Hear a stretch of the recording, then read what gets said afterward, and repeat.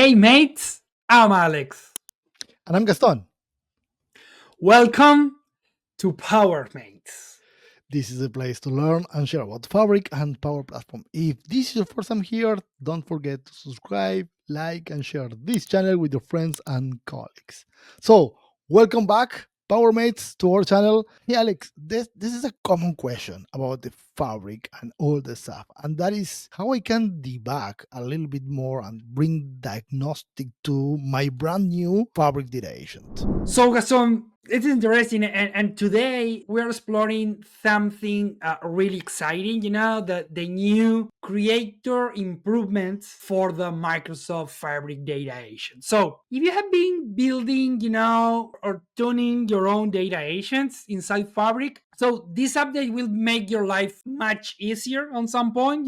So Microsoft adding a new debugging tool, SDK validation features, Markdown instructions, and on some point a smoother creation flow, all focused on helping you to create smarter and more reliable agents. So let's break down what's new and how it impacts you as a creator.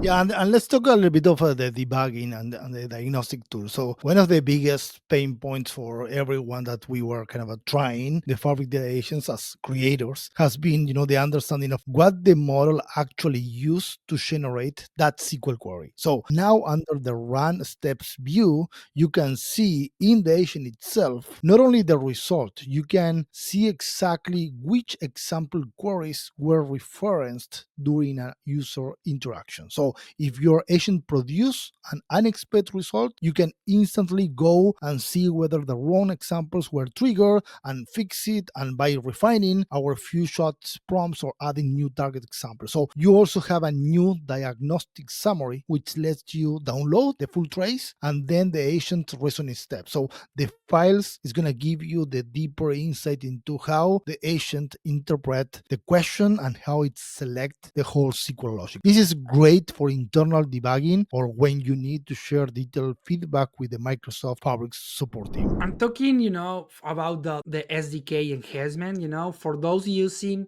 the Fabric Data Agent SDK, there's a powerful new function called evaluate view shot example. Evaluate underscore view underscore shot underscore examples. So this tool lets you automatically validate your example queries and check which ones produce the correct result. We are going to share a quick example so then you can separate success and failure cases into a data frame. And on some point, this make it much easier to identify weak examples and iteratively improve them. So your agent delivers a cleaner SQL and more accurate answer. And then the other big aspect of this kind of improvements is the Markdown editor and the multitasking flow. Those are two quality of life improvements, make a big difference for any creator. So first, the Markdown editor, now you can write your agent and data source instruction using Markdown, meaning you can structure your documentation with headings, bullet lists, and tables. This helps to make your agent the logic easier to read and maintain. You can clearly define priorities, describe relationships between tables, or explain how certain queries should be handled. Second, the new multitasking flow. You can now chat with your data agent and tweak its settings without losing the context. That means that you can test your questions in the chat, jump back to edit the examples or instruction, and continue testing instantly, in the same window. No more reloading of the agent, no more losing the progress. It's pretty much smoother, faster, and perfect for all the tuning. Let's do with a live demo. Let's reach to my machine and see this in action. This is overall. Remember that the Fabric data agent is just a new icon, a new item in the Fabric space. So this is our Fabric tenant. This is one of the agent that is connecting in this case to the lakehouse. Remember that we can add many sources. Right now, you can keep adding more sources. Remember that our agent can explore many of different examples as data sources, not only lakehouse, data warehouse, semantic models as well. You can connect with any of those items to build a data agent in top of that to understand, hey, what is going on in my semantic model, what is going on in my custo databases, in my lakehouse, in my data warehouse. So you can combine all these knowledge source coming together.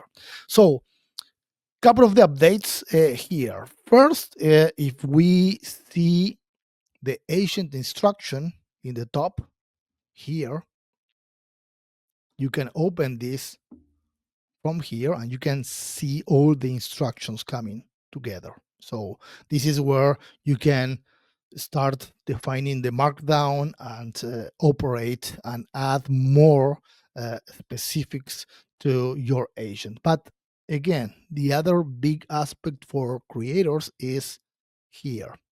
You have this tab of data that we usually have to add knowledge source to the agent, but we also have this new tab here. And this is specifically what we were discussing before in terms of the evaluation, the markdown editor, and so on, because you can go to the setup and you can see there's a agent instructions first, that is this tab over here, but you have also a data source instruction. In this case, the data source instruction is linked to the lakehouse because that is our knowledge base. So I can go to the data source instruction. This is where we comment before. You can start adding bullet points, links, and explain more about your sources. You can bring what it represents, why someone should be using this, and how it's going to be answering your questions. And then the data source instruction. You can see all the instruction for each connected data source. So in this case, I'm connecting to the lakehouse and I'm bringing data across all the tables and each of the columns and identifying each of the columns so the agent know exactly where to search, where the column, and what is the purpose for each of the columns in our knowledge source.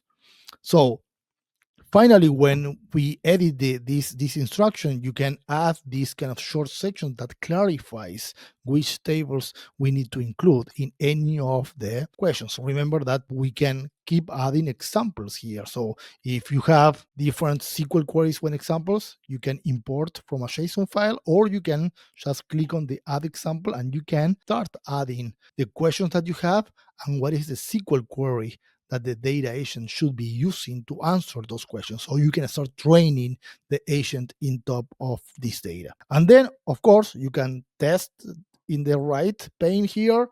I test a couple of questions here. You can see here customer complaints by location, and the data agent is coming with the answer. So you can keep adjusting based on the question that you can send to the Fabric data agent. So these updates make it much easier to go from experiment to production ready with your Fabric data agents. You can debug faster, you can document better your data agent, you can refine the logic directly in the chat without breaking your flow. And if you haven't explored the data agent yet, this is the perfect timing. Check out the whole official documentation around this topic, for example, queries, SDK snippets, and we will leave some of the links below. So if you enjoy this breakdown, remember to follow our channel. Yeah, so that's great, Gaston. I think that's going to be great, on the data Asian space, using this content. Or that's all for today, PowerMate. If this helped and you like this type of content, so again, hit the like, subscribe, hit the notification bell. It's free and help us to reach others on the community that may want to learn more too. So stay powerful, PowerMate, and join us on this journey. And remember that together, let's gonna be unlocking the full potential of Power Platform and Microsoft Fabric. Yeah.